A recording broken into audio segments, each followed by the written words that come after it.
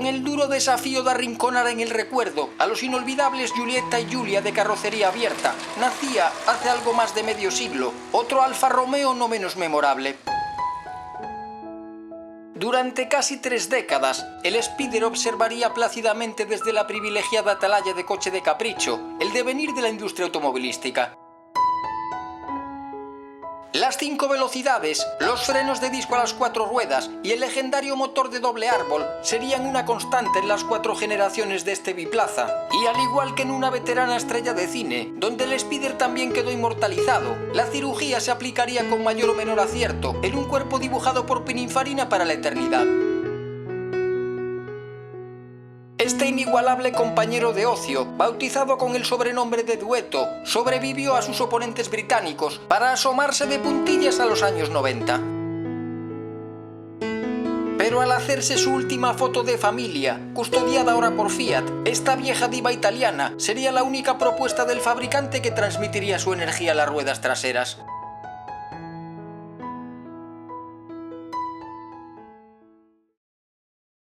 En 1954, Alfa Romeo presentaba el Giulietta, un precioso coupé concebido por el carrocero Bertone, que sería secundado un año más tarde por una berlina de corte familiar y por su versión descubierta, en la que su belleza se había confiado al talento de Pininfarina.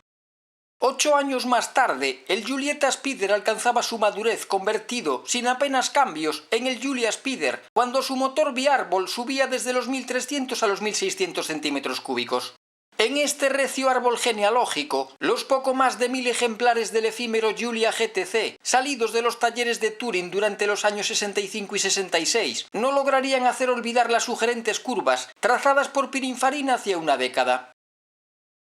Pero en el Salón de Ginebra celebrado a partir del 10 de marzo de 1966, el incurable virus alfa estaría a punto de hacerse todavía más letal entre sus incondicionales. En el certamen suizo, junto a un soberbio Lamborghini carrozado por Bertone, que tomaba el nombre de un célebre criador español de bravos toros de Lidia, y en el que serían novedad los pequeños 2 puertas de la nueva clase de BMW, o los primeros Avant de la renacida Audi, la firma lombarda mostraba un pequeño deportivo que llevaba la firma de Pininfarina, con el que Alfa debía sustituir al Spider italiano, más difundido desde el fin de la Segunda Guerra Mundial. Presentado a escasos metros del Giulia Sprint GT Veloce, en el que estaba basado técnicamente y con el que compartía propulsor, en la minúscula matrícula del fascinante descapotable biplaza, creado por la anónima lombarda Fábrica Automobili, podía leerse simple y llanamente Spider 1600. La denominación con la que pasaría la historia sería elegida por el público mediante un concurso internacional llevado a cabo por su fabricante, bajo el lema «He aquí el nuevo Spider, dele un nombre, será famoso». Y lo fue. Aunque el vocablo que resultaba ganador entre más de 140.000 propuestas, Dueto, que podía aludir a su legendario corazón de doble árbol o a su habitáculo exclusivo para 2, no sería adoptado oficialmente por la marca, ya que los derechos sobre su uso los ostentaba un productor de pasteles de chocolate. En su país de origen sería conocido inicialmente como oso di sepia o hueso de jibia, por su forma lateral elíptica, o también como coda tonda, debido a su parte posterior redondeada, similar a la popa de algunas embarcaciones, lo que hacía que en los mercados angloparlantes se le denominase bowtail. Los trazos suaves y aerodinámicos de su carrocería, en la que destacaba la peculiar hendidura en los costados, suscitarían opiniones dispares y serían el resultado de la lenta evolución de varios coches de ensueño, mostrados a lo largo de 10 años por el carrocero turinés, cuyo fundador, Battista Farina, Pinin, fallecía apenas un mes más tarde de la puesta de largo del Spider en Ginebra. Sobrio y elegante también su interior, aunque con alguna sombra al juzgar su acabado, lo que parecía estar lejos de toda crítica como buen Alfa sería lo depurado de su mecánica, que estaría provista de frenos de disco a las 4 ruedas y transmisión de 5 velocidades. Los 109 caballos entregados según normas DIN por su brillante motor de 2 carburadores dobles permitían impulsar un peso inferior a 1 tonelada, hasta los 185 km/h prometidos por los hombres del Biscione. Penalizado por su elevado precio, sus cualidades dinámicas brillarían entre sus virtudes y su comportamiento rutero, hace más de medio siglo, sería también elogiado, a pesar de la presencia de un eje rígido en el tren trasero, a donde por supuesto llegaría todo su nervio.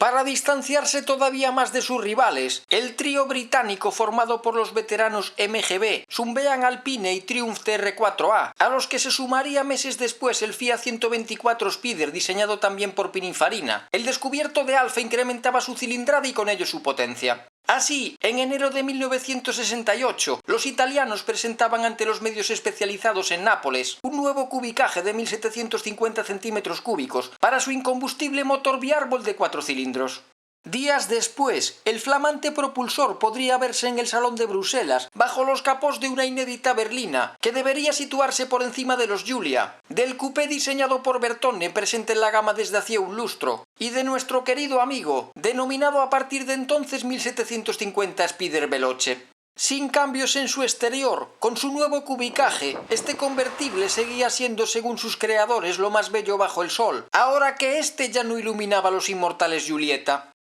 El 1750 llegaba para sustituir al 1600, tras poco más de 6.300 ejemplares fabricados en la planta turinesa de Pininfarina, un 1600 que alcanzaría la fama mundial con su aparición en la gran pantalla. El Spider rojo conducido por un joven Dustin Hoffman por las calles de California durante el verano del amor y la guitarra acústica de Paul Simon pronto convierten al graduado en un largometraje de culto. El recién llegado mantendría la esencia mecánica del romántico dueto, pero la mayor carrera de sus pistones para obtener los 1779 centímetros cúbicos hacía que la potencia creciese hasta los 118 caballos, consiguiéndose al mismo tiempo una conducción más agradable.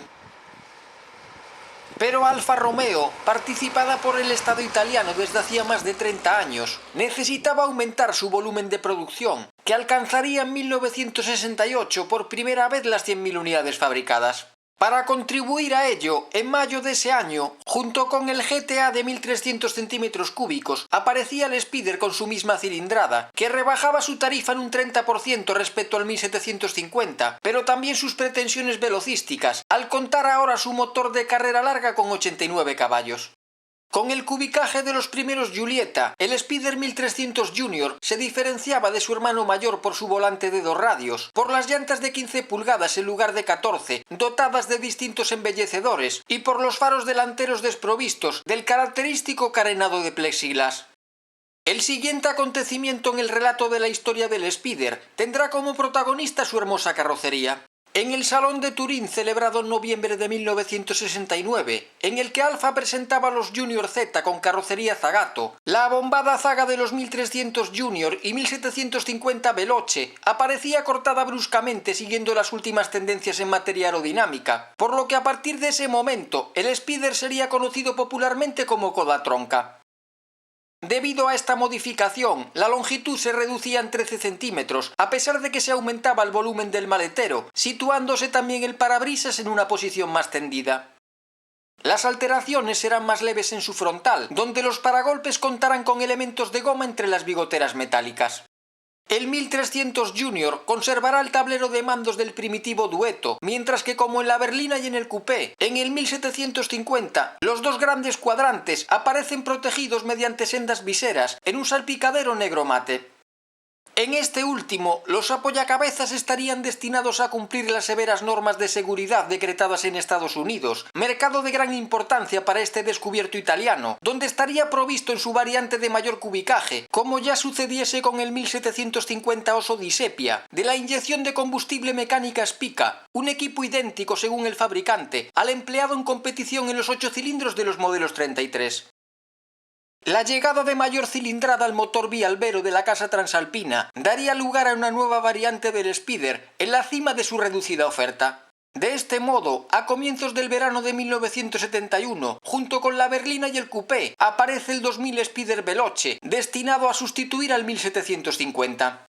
El nuevo bloque de 2 litros rendirá más de 130 caballos netos, con los que este gran turismo al aire libre sería capaz de superar los 195 km/h. Por debajo del 2000, el propulsor inicial del dueto volvería a instalarse un año más tarde en este biplaza, con la denominación 1600 Spider Junior, que sería visualmente idéntico al 1300, cuya fabricación cesaría durante la temporada 77. La machina amiga del aire y del sol sufriría con una mueca en su rostro, cual Gioconda impasible, las sucesivas crisis energéticas durante la década de los 70, el declive en la demanda de los coches descapotables en el mercado norteamericano y los problemas internos en su propia casa, asediada por la conflictividad laboral y por la falta de productividad. Dejaría de tener como competidor al MGB a partir de 1980, aunque 5 años antes el también decadente grupo British Leyland presentaba el Triumph TR7 con motor de 2 litros. El Fiat 124 Spider, que alcanzaría también esta cilindrada al final de la década, diría adiós a mediados de la siguiente, comercializado al final de su vida bajo la propia Pininfarina. Pero el Spider de Alfa Romeo sería un verdadero superviviente, que sin embargo no figuraría en la oferta española del importador hasta los últimos días del año 82 y únicamente en su variante de 2 litros. Llegarían aquí, por tanto, los últimos Koda Tronca, los más longevos de esta saga y los más numerosos, pues de ellos se fabricarían más de 50.000 unidades. En febrero de 1983, junto con diversas modificaciones en la gama deportiva de la firma, aparecía la tercera generación del Spider, tras más de una docena de años sin apenas cambios de relevancia. El coche para las 4 estaciones se proponía vestir a la moda de los años 80, para lo cual adoptaría un alerón negro sobre la tapa del maletero y los laterales, y un generoso spoiler bajo el parachoques delantero, razón por la cual esta evolución pasaría a conocerse como aerodinámica. Los paragolpes más envolventes y voluminosos se adaptarían a los reglamentos norteamericanos, dejando la longitud de nuevo en los 4,25 metros del añorado dueto, mientras que los faros perderían ya su carenado plástico, ganando tamaño en la parte trasera flanqueados por la goma del Beckett. En su interior se intentaría eliminar todo rastro de componentes cromados, sinónimo de tiempos pasados, conservándose tras el volante de 3 brazos la disposición de la instrumentación y de los mandos principales. A pesar de estar inmersa en una de sus peores situaciones financieras, Alfa decidirá conmemorar los primeros 20 años de vida de su fruto más maduro. En marzo de 1986, de nuevo en el Salón de Ginebra, mostraba su enésimo puñado de alteraciones en su Spider, familia liderada a partir de entonces por el Quadrifoglio Verde, una versión especial, realizada sobre la base mecánica del 2 litros. Marcado en su parte trasera con el proverbial trébol de 4 hojas, contaría con unos faldones más pronunciados en el frontal y en la zaga, en consonancia con los estribos que recorrerían sus flancos, y con unas llantas de aleación de 15 pulgadas con perforaciones circulares. Un nuevo techo duro opcional volvía a aparecer en este automóvil convertido ya en un icono, que no estaría disponible en los 1.6 y 2.0 convencionales.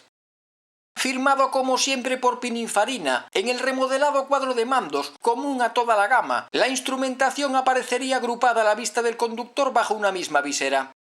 En su lucha contra el tiempo, al Spider le quedaría todavía un último cartucho al que darle gatillo. La cuarta entrega del eterno convertible sería novedad en el Salón de Detroit, celebrado en enero de 1990, en un claro guiño a los tifosi de Estados Unidos, donde sería distribuido a través de una sociedad conjunta creada con Chrysler. El automóvil de leyenda, que seguía siendo nuevo con casi un cuarto de siglo, aparecía en los mercados europeos un par de meses más tarde, tras su paso por la habitual muestra ginebrina.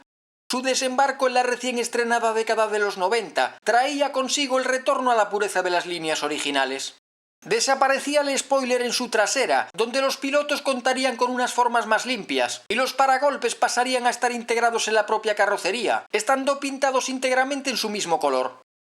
Sin mayores variaciones en su habitáculo, donde la vuelta al clasicismo hacía indispensable un reloj de agujas, el sempiterno Doppio Albero de 2 litros recibía, sin embargo, una sofisticada distribución variable patentada por la propia Alfa y un dispositivo Bosmotronic con el que gestionar conjuntamente la inyección y el encendido. El virus Alfa, inoculado desde el 1 de enero de 1987 a través de los jerarcas del imperio Fiat, dejaría de propagarse con el Spider en la temporada 93. Su eterna estampa, cualquiera de las que había adoptado el mito en cerca de 30 años, sería ya casi tan popular en el imaginario colectivo como la forma ovalada del Coliseo romano, la de una esbelta góndola atravesando el Gran Canal, o como las de cualquier sabrosa pizza, con una dosis extra de picante.